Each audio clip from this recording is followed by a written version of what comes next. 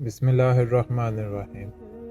ماہ سفر کے حوالے سے عوام الناس میں توہم پرستی کا تصور ایک روشن حقیقت ہے، جبکہ اسلام نے اپنی آمد کے ساتھ ہی عقائد کی خرابیوں میں مبتلا انسانوں کو صاف ستھرا عقیدہ عطا کیا۔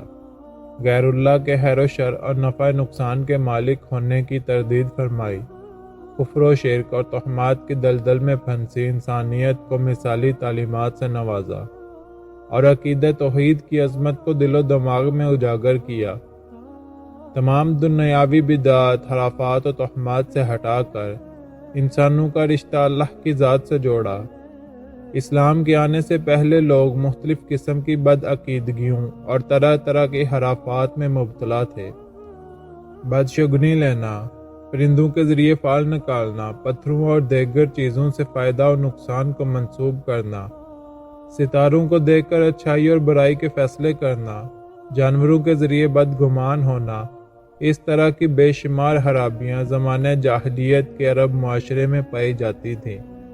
اسلام نے ان سب بے معنی باتوں، تہمات اور خرافات کا خاتمہ کیا اور اپنی مثالی تعلیمات انسانوں کو عطا کی، جس میں کسی بھی قسم کی بدگمانی اور وہم و بدشگونی کی کوئی گنجائش نہیں۔ اسلام سے پہلے کی ایسی ہی بدگمانیوں اور تہمات میں سے ایک بدگمانی ماہ سفر کے متعلق بہت ساری توہمانہ باتوں کو منسوب کرنا تھا۔ وہ مختلف وجہ سے اسے منحوس سمجھتے تھے۔ سفر المظفر اسلامی سال کا دوسرا مہینہ ہے۔ اس مہینے سے متعلق قرآن و سنت میں نہ کوئی خصوصی فضیلت بیان ہوئی ہے، نہ ہی کوئی نحوست۔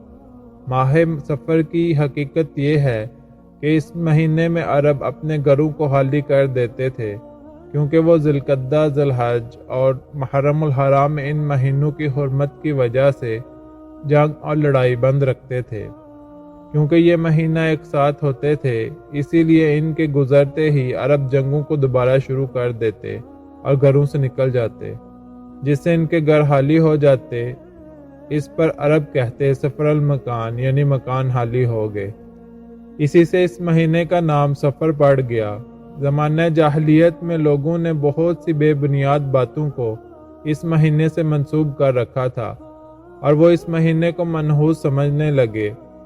ان کی اس غلط حرکت کے ارتکاب کو اللہ تعالیٰ نے سورہ توبہ میں اس طرح بیان کیا ہے: احترام کے کسی مہینے کو ہٹا کر آگے پیچھے کرنا کفر میں بڑھ جانا ہے۔ اس سے کافر گمراہی میں پڑے رہتے ہیں۔ ایک سال تو اسے حلال کر لیتے ہیں اور دوسرے سال حرام، تاکہ احترام کے مہینوں کی جو اللہ نے مقرر کیے ہیں گنتی پوری کر لیں، اور جس سے اللہ نے منع کیا ہے اسے جائز کر لیں۔ ان کے برے اعمال ان کو اچھے نظر آتے ہیں اور اللہ کافروں کو ہدایت نہیں دیا کرتا۔ اسلام سے پہلے اہل عرب سفر کے مہینے کو منحوس تصور کرتے تھے۔ رسول اللہ صلی اللہ علیہ وآلہ وسلم نے اس توہم پرستی کی سختی سے تردید و مذمت کرتے ہوئے فرمایا کہ سفر کا مہینہ منحوس نہیں ہے۔ اس حدیث مبارکہ میں آپ صلی اللہ علیہ وآلہ وسلم نے وضاحت و تفصیل بیان کرتے ہوئے فرمایا: کوئی مرد معتدی نہیں ہوتا، نہ بد فعلی کوئی چیز ہے، نہ الو کے بولنے سے کوئی نحوست آتی ہے، اور نہ ہی ماہ سفر میں نحوست ہے۔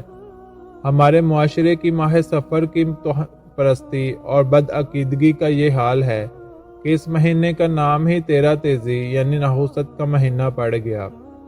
رسول اللہ صلی اللہ علیہ وآلہ وسلم نے اس بدعقیدگی اور نحوست کے تصور کی سختی سے نفی فرمائی، جبکہ رسول اللہ صلی اللہ علیہ وآلہ وسلم کے اس مہینے میں بیمار ہو کر شفا یاب ہونے اور اس کے آخری بدھ کو غسل صحت فرما کر بالغرض تفریح باغ میں جانا بھی غلط روایات ہیں۔ لوگ انہی روایات کی اتباع میں آخری بدھ کو ایک تہوار کی حیثیت سے مناتے ہیں اور مٹھائیاں تقسیم کرتے ہیں، جبکہ تاریخی حقائق یہ بتاتے ہیں کہ سفر کے آخری بدھ کو رسول اللہ صلی اللہ علیہ وآلہ وسلم کی بیماری کا آغاز ہوا تو یہودیوں نے اسی خوشی میں کہ محمد صلی اللہ علیہ وآلہ وسلم بیمار ہو گئے مٹھائیاں تقسیم کی تھیں۔ بحیثیت مسلمان ہماری ذمہ داری یہ ہے کہ ہم سنی سنائی باتوں پر عمل کرنے کی بجائے ہر معاملے میں رسول اللہ صلی اللہ علیہ وآلہ وسلم کی مستند روایات و اقوال پر ہی عمل کریں۔ امید کرتا ہوں آپ کو آج کی ویڈیو اچھی لگی ہوگی۔ ویڈیو اچھی لگی ہے تو ویڈیو کو لائک اور چینل کو سبسکرائب کر دیں۔ اللہ تعالی ہم سب کا حامی و ناصر ہو۔ اللہ آمین یا رب العالمین۔